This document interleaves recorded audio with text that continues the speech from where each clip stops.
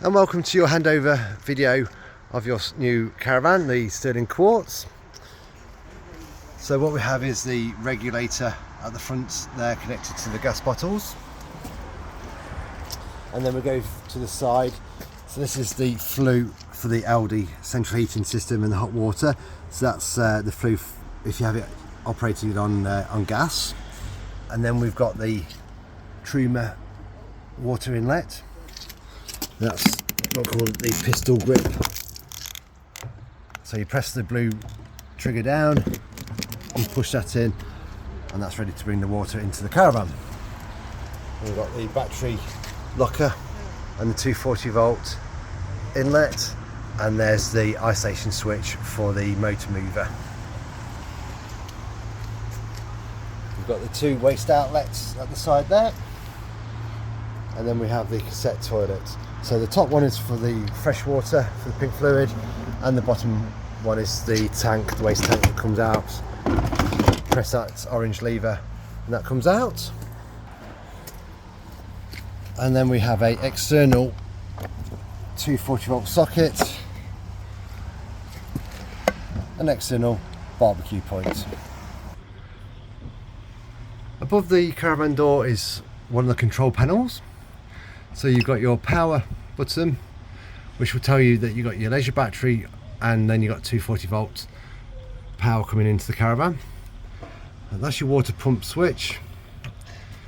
So when you want to get the water in, you press the water pump, and then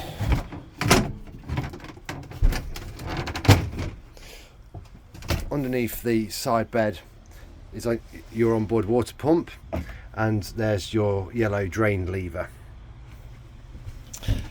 And then you have your Sergeant control unit.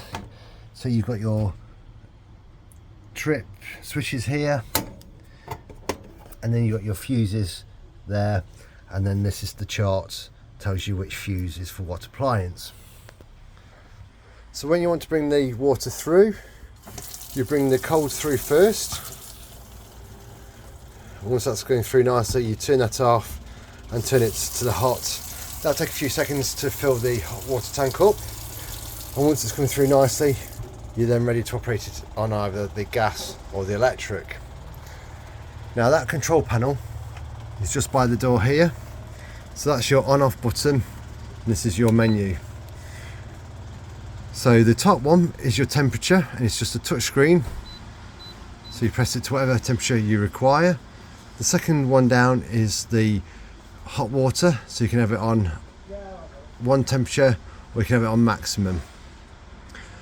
Then the third one down is the amount of kilowatts coming into the caravan, so you can have 1, 2 or 3 for the heating and the hot water. So the more kilowatts you have, the hotter it'll get quicker.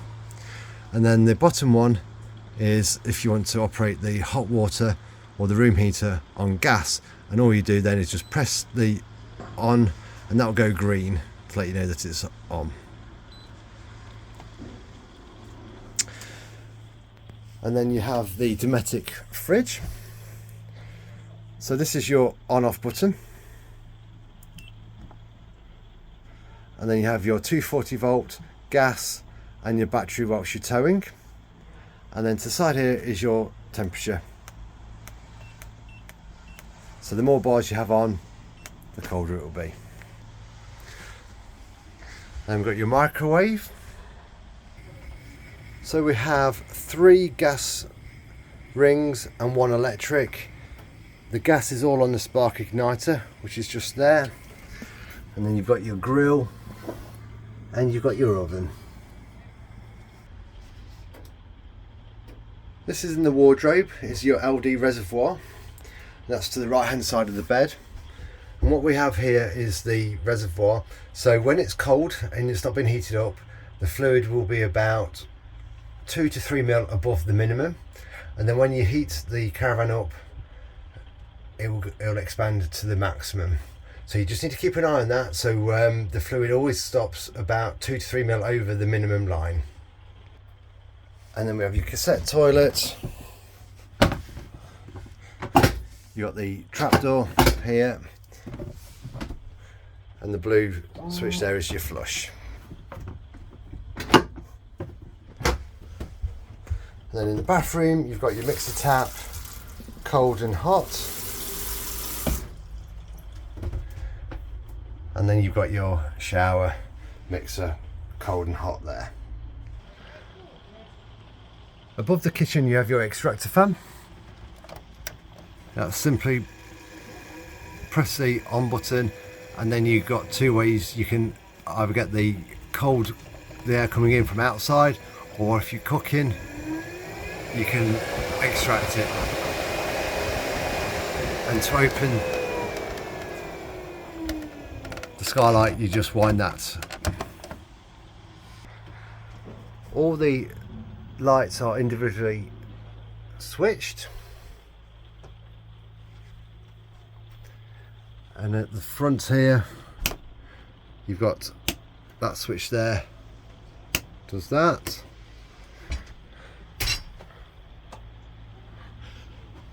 That switch there does the background light on the kitchen, and then this switch here does the lights either side of the top there. And then going into the bedroom, again you've got all your lights individually switched, and then you've got two switches here. That's for the spotlight there, and the lights above the bed, and then the other switch is the night light down there. In the bathroom, you've got a light switch to the side of the sink. One does the lights around the mirror, the spotlight, and the other one does the light in the shower.